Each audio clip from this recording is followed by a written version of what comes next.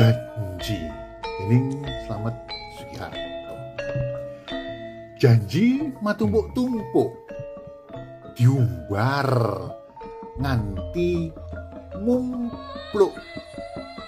Tibake ayo mung kayu gapuk disenggol sithik wis remuk. Duit demit iku seringe marai picak. Ewas ngono tetep diburu kanthi saru lan nabrak. Busanane ya mung kejlungup mlebu kamar sesak. Ilang janji kasektene. Sing keri mung gombal rusak. Janji kuwi jarine amanah.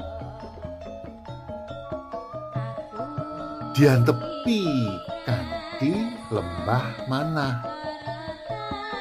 Tinarbuka dalane kang genah. Dijampangi pepestening Gusti kang ber